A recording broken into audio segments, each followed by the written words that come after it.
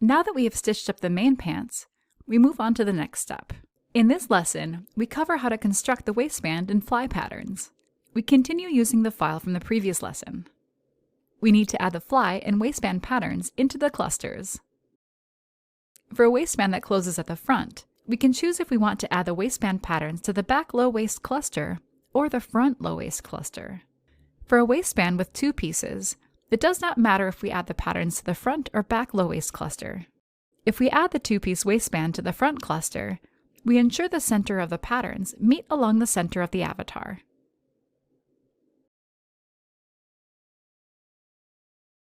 If we add them to the back waist, then we must align them along the center back of the avatar. If we are working with a one-piece waistband, we recommend adding the pattern to the back waist cluster. In this lesson, we are working with a two-piece waistband, so let's add the patterns into the back low waist cluster. We align the center back of the patterns in this manner.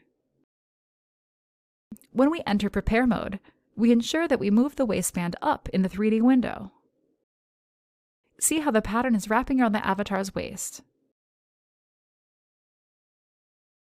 To improve the way the waistband is sitting on the avatar, we change the wrap type of the cluster. We click on the drop-down list and select Waistband Belt.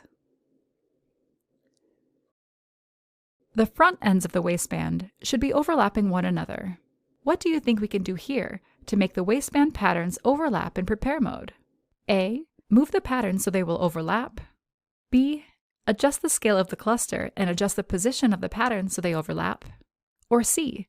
Adjust the measurements of the pattern in the 2D window. The correct answer is B.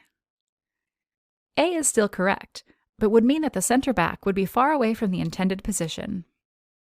With option B, we can scale the pattern along the x-axis,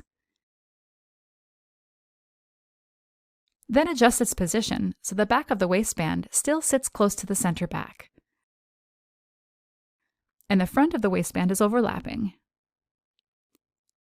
Since the left waistband overlaps the right, we need to increase the 3D layer. Let's increase to layer 3 or 4. You can pause the video here if you need more time to arrange the waistband patterns in the correct cluster.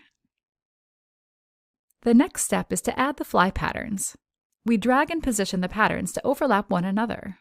We can add the fly patterns into the back low waist cluster or the front torso cluster. Since we don't have any other patterns in the front torso cluster, it would be much easier to rotate, scale, or adjust the position of the fly patterns. So we add the fly and fly facing to the front torso cluster. We want to position it below the left waistband in Prepare mode. Remember that the waistband is extended, so we need to position the fly patterns like this. We need to adjust the 3D layers for the fly.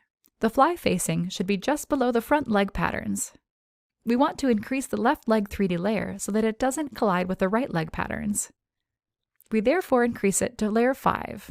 Then the fly facing will be layer 4. You can pause the video here if you need time to arrange the fly. Now we can start stitching. We stitch the waistband first. We use multi-stitch to stitch the waistband. We stitch the left side first. There are some unnecessary corner points on the waistline of the leg patterns and the waistband. We remove these corner points here, as well as from the other side of the waistband.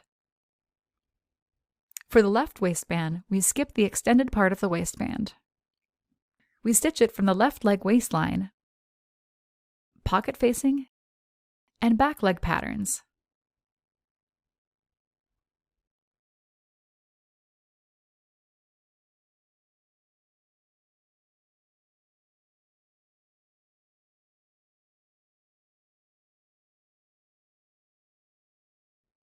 For the right waistband, we stitch the waistband to the fly pattern, right leg waistline, pocket facing, and back leg patterns. Remember that you can stitch both in the 2D and 3D window. Next, we stitch the center back of the waistband together. We can also create point stitches to ensure the waistband stays in place before we add the smart buttons. There are already internal points which mark the button placement on the waistband, so we stitch those points together first. On the left waistband, there should be another point. We add the point using the Insert tool.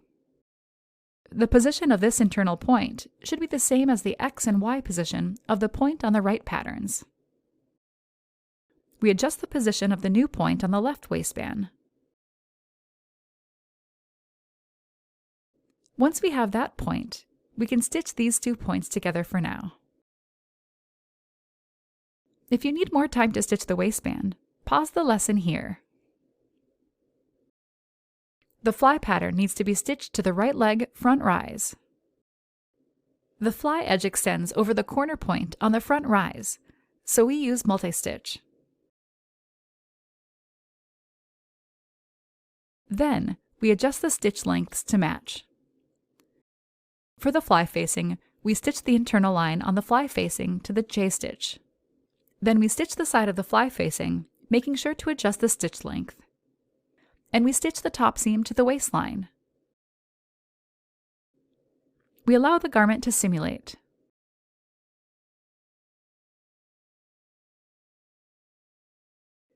Next, we attach the zipper for the fly.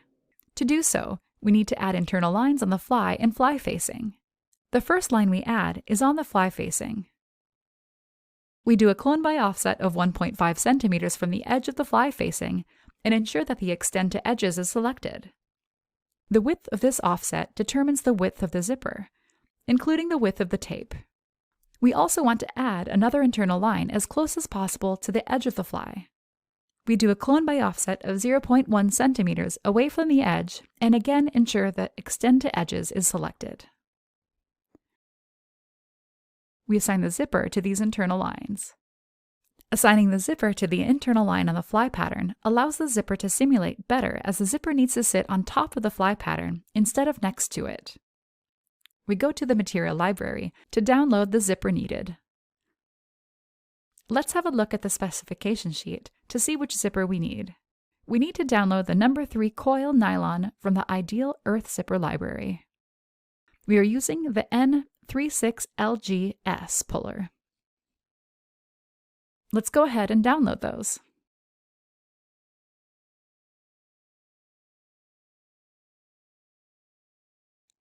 The next step is to replace the zipper head with the one we have downloaded. Can you recall how to replace the zipper head for a smart zipper? A. Assign the smart zipper, then drag and drop the zipper head to the assigned zipper on the 2D 3D window. Or B. Drag and drop the zipper head on the smart zipper in the resource pane, then select the element we want to replace. The right answer is option B. Let's try it out. We drag and drop the new zipper head over the smart zipper on the resources tabs. Then we select the element we want to replace, the zipper head. Done. The next step is to assign the zipper. With the Assign tool, we select the smart zipper and assign it to the 2 internal lines we have created. Then with the Select tool, we click the Assign zipper. As mentioned, we want to flip the zip so that this portion will sit on top of the fly pattern instead. In the context view, at Selected Internal Line, we click Flip. Now we can see in the 3D window that the zipper stitching is not flipped. If the zipper is upside down, we could also flip the direction. The next step is to adjust the width of the zipper. We want to make the zipper width slightly smaller than the distance between the fly-facing edge to the internal line we have offset. This helps make the fly look more realistic once we render it. We change the zipper width to 1.2 centimeters. Now we allow the zipper to simulate. We need to delete the stitch we previously created on the front rise and allow the trouser to dress.